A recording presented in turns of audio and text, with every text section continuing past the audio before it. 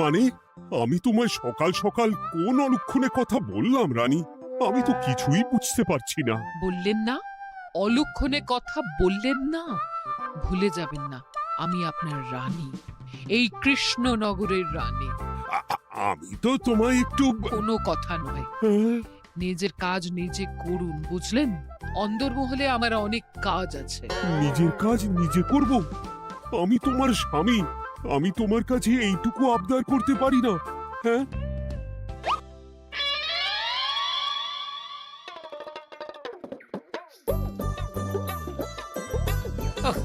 আজ গিন্নির সাথে বচসা করতে গিয়ে দেরি হয়ে গেল। মহারাজ আবার আমার দেরি দেখে রেগে না যান।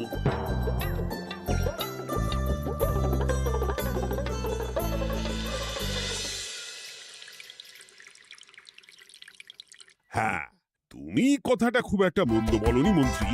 এতে রাজ্যবাসীরও উপকার হবে, আর রাজকোষেরও খুব একটা চাপ পড়বে না। তাহলে মহারাজ সব ঘরে ঘরে এই বার্তা পৌঁছে দিই। কি এত বড় সাহস তোমার? আমার মুখে মুখে কথা বলছো? যাও, বেরিয়ে যাও বলছি আমার চোখের সামনে থেকে। তোমায় আর দেখতে চাই না। আমি আবার কি বললাম মহারাজ? কি বললে মানে? কি বলতে বাকি রাখলে শুনি? বলছিলাম কি, অপরাধ নেবেন না মহারাজ, সেনাপতি তো। চুপ, একদম চুপ। আমি মরছি নিজের জ্বালায়, আর তুমি ওই ভুল ভাল বলে আমার মাথা বিগড়ে দিতে চাইছো? মহারাজ রেগে আগুন, এই ছিলেন ঠান্ডা, এই তো মুখে হাসি ছিল, এখন হাতে ডান্ডা। কি বললে কবি? তুমি আমায় অপমান করলে? যাও, এক্ষুনি তোমরা সবাই দূর হয়ে যাও আমার সামনে থেকে। কাউকে চাই না আমি। এই মুহূর্তে রাজসভা আমি শূন্য দেখতে চাই, না হলে আজ সব কটা গর্দান নেব আমি। যাও বলছি।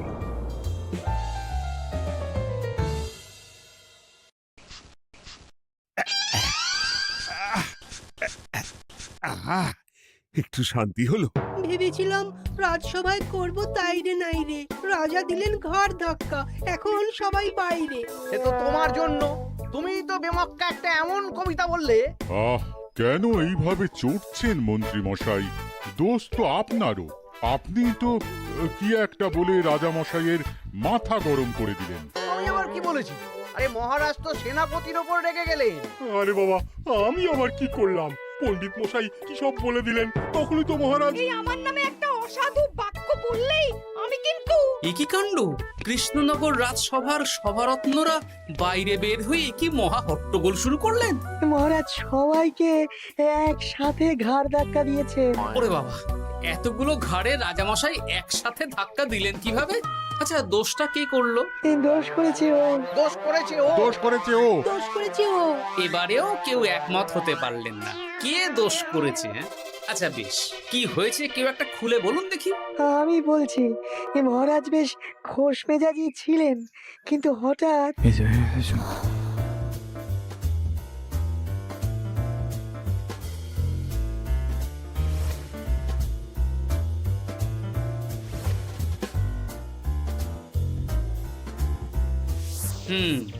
এই কাণ্ড! এ তো ভারী অদ্ভুত রোগ মনে হচ্ছে। মহারাজের আচমকা মাথায় রক্ত চড়ে গেল নাকি? হ্যাঁ, মহারাজ আপনাদের রাজসভায় ডেকেছেন। ওরে বাবা না, যাবো না গো আমি, আমার কাছে আমার প্রাণ সবচেয়ে দামি। আমিও যাব না। নির্ঘাত মহারাজ গর্দান নিতেই ডাকছেন।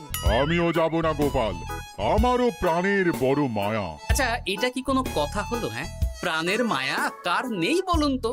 আর মহারাজ যে গর্দান নিতেই ডাকছেন তার কি কোনো মানে আছে? অন্য কারণও তো হতে পারে। তুমি কি করে বুঝলে? হ্যাঁ, বুঝতে পারিনি, তবে আন্দাজ করেছি। তোমাদের কথাতেই শুনলাম মহারাজ খোশ মেজাজেই ছিলেন, সহসা রেগে গেছেন। আবার যে সহসা খোশ মেজাজেই ফেরেননি, তাই কি বলা যায়? এটা তুমি বলনি তো মন্দ। চলো সবে ফিরিয়ে আনি রাজসভার ছন্দ। আরে গোপাল, এসো এসো এসো। তা এত দেরি করলে কেন? বাকিরা কোথায়? তারা আসছেন মহারাজ। আপনি তাদের ডেকেছেন, তাদের ঘাড়ে কটা মাথা যে তারা আসবেন না। কিন্তু মহারাজ, আমি অন্য কথা ভাবছি। কি কথা গোপাল? আপনি নাকি সভায় আজ হঠাৎ সবার উপরে রেগে গিয়ে তাদের সভা থেকে বের করে দিয়েছেন মহারাজ। এ কি সত্যি মহারাজ? আরে না না গোপাল, মোটেও না। বলতে পারো আমি সবার সাথে একযোগে একটা রসিকতা করছিলাম। আমি দেখছিলাম সবাই আমার রসিকতা কেমন বুঝতে পারে। তাই নাকি? আসলে তুমি ছিলে না বলেই এরা কেউ আমার রসিকতা ধরতে পারেনি। এ কি সত্যি মহারাজ? আপনি সত্যি আমাদের উপর কোনো রাগ করেননি?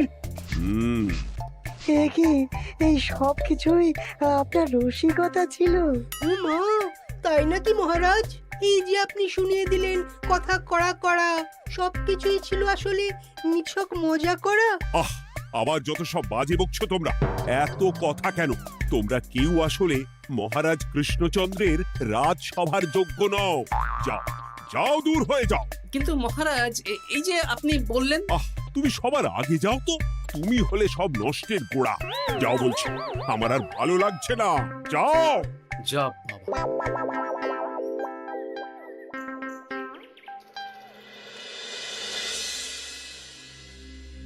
কি বুঝছেন? না না না, আমি তো সবই ঠিক দেখছি রানীমা। হ্যাঁ, এটা ঠিক যে নারীর গতি কিঞ্চিত চঞ্চল বটে, তবে তা তো হতেই পারে। বাকি সবটাই ঠিকই আছে। তাহলে এমন হচ্ছে কেন? মহারাজ এইভাবে যখন তখন রেগে যাচ্ছেন কেন? আজ শুনলাম আপনাদের সভা থেকে দুবার বের করে দিয়েছেন, আবার ফিরিয়ে এনেছেন। হুম হুম হুম। আমি ওষুধ পাঠিয়ে দিচ্ছি, আর মহারাজের কিঞ্চিত বিশ্রামের দরকার। হ্যাঁ, তোমার মাথা আর আমার মুন্ডু। বলি, আমি বিশ্রাম নিলে রাজকার্যকে চালাবে শুনি তুমি, নাকি ওই অকর্মার ঢেকি মন্ত্রী? না মানে ওই আমি। যাও, আর আমার কথা বলতে ভালো লাগছে না। আমাকে একটু একা থাকতে দাও।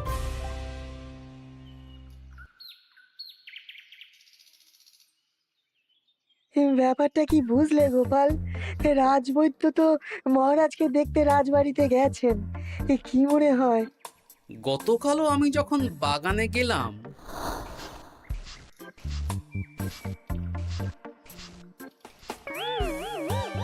গোপাল, তোমার কি মনে হয় মহারাজকে কোন রোগে ধরেছে?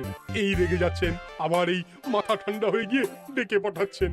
আমি বলি কি গোপাল, তখন সবার সামনে বলিনি বটে, তবে এখন তোমার সামনে স্বীকার করতে বাধা নেই। কি কথা বিজ্ঞানী? মহারাজের এই রাগের কারণ হয়তো আমি। আমার মনে হয় আমার দোষেই উনি এরকম বারবার রেগে যাচ্ছেন। কেন? আসলে মহারাজ আমাকে একটা মাথা যন্ত্রণা সারার ওষুধ আবিষ্কারের দায়িত্ব দিয়েছিলেন, তো আমি অনেক চেষ্টা করেও সেই ওষুধটা আবিষ্কার করতে পারিনি। যেটা আবিষ্কার করেছি তাতে সেরকম কাজ হচ্ছে না। আমার মনে হয় ওনার মাথা ব্যথা থেকে এরকম হচ্ছে। সে যাই হোক, তুমি কিছু একটা করো গোপাল। মহারাজের অসুখ কিভাবে সারানো যাবে সেটা নিয়ে কিছু একটা ভাবো। ভাবতে তো হবেই। আজ সন্ধেবেলায় তুমি তোমার বাড়িতে বাকি সভাসদদের ডেকে আনো, আমি সমাধান সঙ্গে নিয়ে সময় মতো চলে আসবো। আচ্ছা বেশ, তাই হবে। আমি এখনই বাকিদের খবর দিয়ে দিচ্ছি। আর বিজ্ঞানী, একটু এদিকে এসো তো, একটা কথা আছে।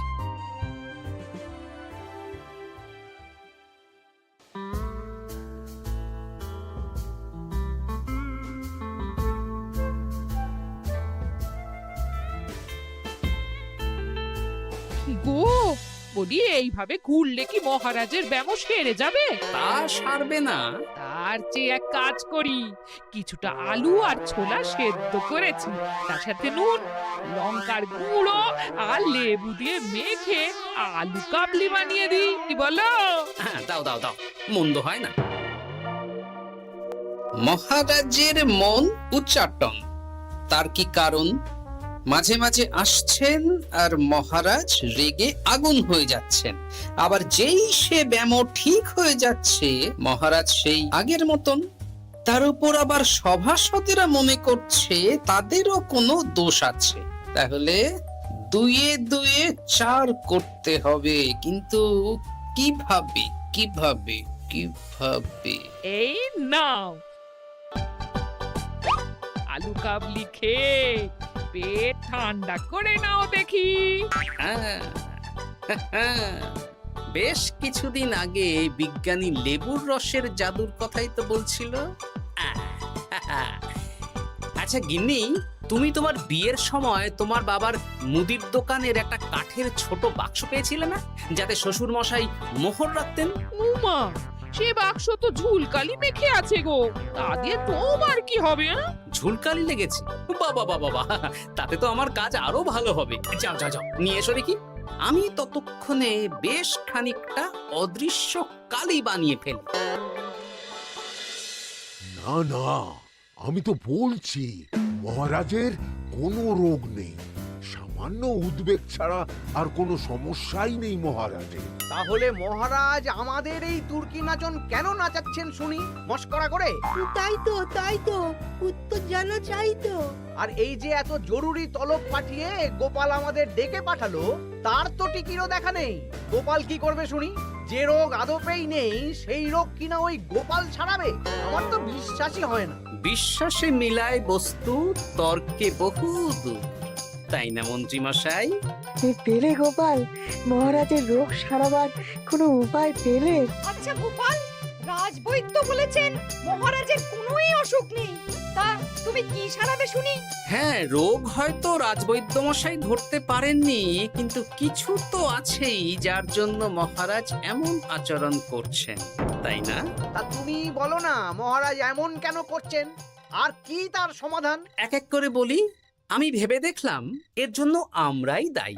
বলো কি? আমরা সবাই কোনো না কোনো সময়ই মহারাজের রাগের কারণ হয়েছি, তাকে আঘাত দিয়েছি, বিষণ্ণ করেছি। ইচ্ছে করে করিনি হয়তো, কিন্তু করেছি। আর মহারাজ সেই সব কথা বুকে চাপা দিয়ে রেখেছেন। তুমি বলতে চাইছো অতীতে সেই সব ভুলের কারণেই মহারাজ এমন করছেন? আমার তো তাই মনে হয় সেনাপতি। আচ্ছা আচ্ছা, তর্কের খাতিরে যদি তাই ধরে নি, তাহলে এখন আমাদের কি করণীয়? আমরা তো কাল যন্ত্রে চেপে অতীতে ফিরে যেতে পারবো না যে সেই সব ভুলগুলো শুধরে দেব। তা হয়তো হবে না, কিন্তু কিংকর্তব্য বিমূঢ় বাবার আদেশ যদি মানি, তাহলে এই সমস্যার সমাধান সম্ভব মন্ত্রী মশাই। কি বললে? ত্রিকালজ্ঞ বাবা কিংকর্তব্য বিমূঢ়, সে আবার কি গোপাল? আছেন একজন জ্ঞানী ব্যক্তি, আমার খুব পরিচিত। তার দেওয়া একটা উপদেশ আমার জানা আছে। আমার বিশ্বাস তাতে মহারাজের এই সমস্যার সমাধান হয়ে যাবে। কি করে শুনি? এই কালি হলো অদৃশ্য কালি। কলম দিয়ে অদৃশ্য কালিতে কাগজের উপর লিখতে হবে। কি লিখতে হবে? লিখতে হবে যে মহারাজের সাথে অতি সাম্প্রতিক কালে আমরা যা যা অন্যায় করেছি তাই লিখতে হবে। কোনো মিথ্যে কথা লেখা যাবে না। তবে চিন্তা নেই, অদৃশ্য কালি, ফলে কেউ কারো লেখা পড়তে পারবে না। এইবার এই কাগজ ভাঁজ করে ফেলে দিতে হবে এই বাক্সে। বাক্সে তালা, তার চাবি থাকবে মন্ত্রী মশাইয়ের কাছে। আবার আমার কাছে কেন? পরে যাতে কোনো সন্দেহ না করেন, যা সন্দেহবাতিক মন আপনার। বললে এইবার এই বাক্স সারা রাত নদীর ধারে বটতলায় পড়ে থাকবে, চাঁদের আলো পান করবে। তারপর সকালে আমরা সবার সামনে এই বাক্স ফেলে দেব নদীর জলে। সবার অন্যায় সারা রাত চাঁদের আলো পান করে শুদ্ধ হয়ে ভেসে যাবে নদীর জলে। ব্যাস ব্যাস, আমরা সবাই পাপ মুক্ত হয়ে যাব। একদম সবাই শুদ্ধ হয়ে যাব, আর মহারাজের ব্যামো সেরে যাবে। কিন্তু তুমি কোনো চালাকি করছো না তো গোপাল? অদৃশ্য কালিতে লেখার সাথে আমি আর কোন চালাকি করব মন্ত্রী মশাই? দেখুন, আমি একটা কাগজে লিখছি।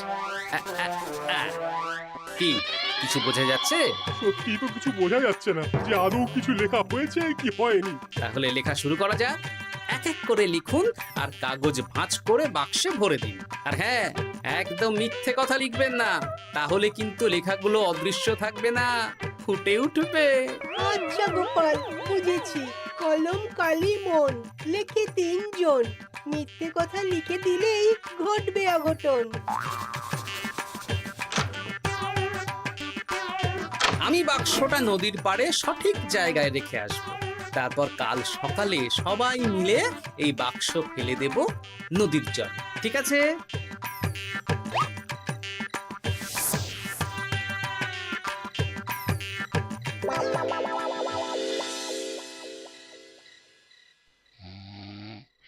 কথায় আছে, মনে যা আসে বলে যাও, ভুলেও লিখো না, তাহলেই বিপদে পড়বে। এদিকে কেমন সবাই নিজের নিজের দোষ লিখে বাক্সে ফেলে দিয়েছে। ভাগ্যিস আমি সবার লেখা কাগজগুলো রাতের অন্ধকারে বের করে আনলাম।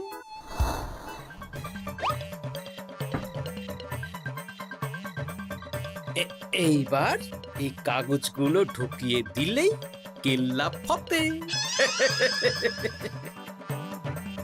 এখন সবার পাপের স্বীকারোক্তি আমার হাতের মুঠোয়।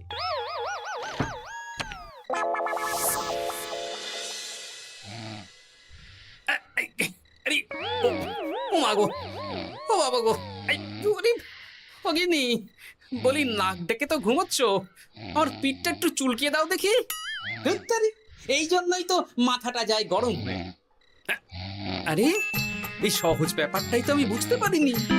মহারাজের অসুখটা হলে এই। যাক, এই রাতের বেলাতেই একসাথে একটা ঢিল পেয়ে গেছি। এক ঢিলে মারবো 2 পাখি। রাজার অসুখও সারবে, আবার সব কটা পাজি শায়েস্তাও হবে।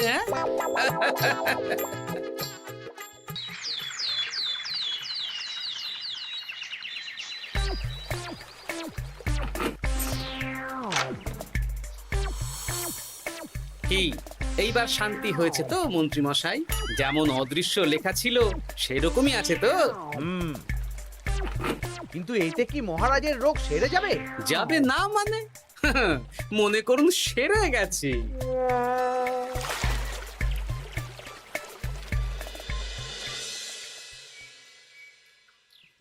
তাহলে আজকে সভার কাজ শুরু করা যাক।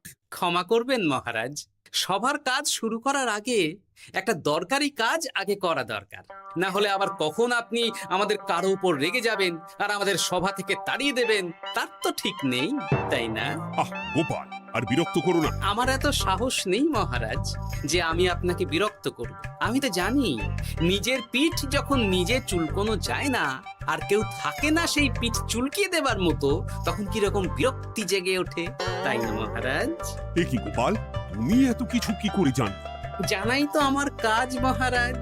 আর এও জানি যে আপনার এই বিরক্তির পেছনে সভাসদগণের ভূমিকা ঠিক কি। তার মধ্যে তুমিও আছো গোপাল, তাই না? আছি, পুরো মাত্রায় আছি মহারাজ।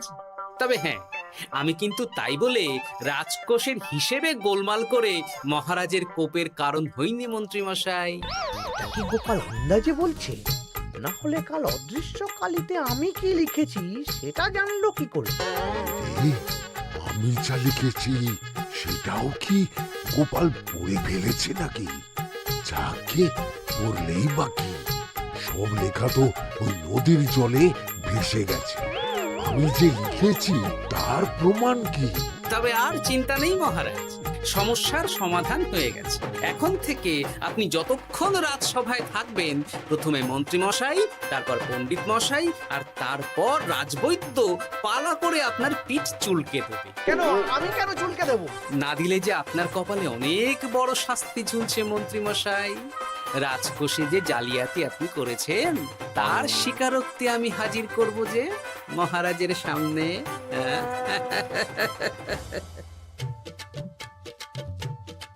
এই নিন মহারাজ, মন্ত্রী মশাইয়ের পাপের স্বীকারোক্তি। আপনি আগে মন্ত্রী মশাইয়ের লেখাটা পড়ুন, তারপর একে একে সকলের স্বীকারোক্তি দিচ্ছি। এ কি মন্ত্রী, তুমি রাজকোষ থেকে 500 মোহর চুরি করেছো, আর তার বদলে সেই হিসেব তুমি পুকুর পাড় বাঁধানোর খরচ হিসেবে দেখিয়েছো। এই সেরেছে, এটা ফুটে উঠলো কি করে? সে অনেক কাণ্ড মন্ত্রী মশাই, বাকিদের সবারটাই আছে, এত জেনে কাজ কি? না না, জানতে তো হবেই। তাহলে শুনুন, এই অদৃশ্য কালি আসলে লেবুর রস। গতকাল রাতে আমি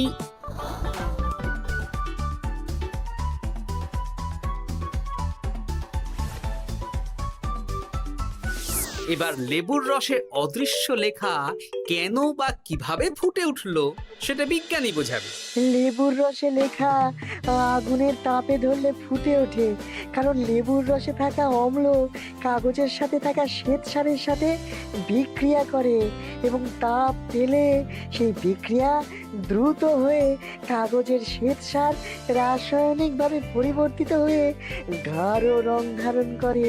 অনেক দিন আগে বিজ্ঞানীর কাছে ব্যাপারটা জেনেছিলাম, আজ কাজে করে দেখালাম। এবার মন্ত্রী মশাই দেখুন, মহারাজের সেবা করা ভালো না তার বদলে চাবুক খাওয়া ভালো।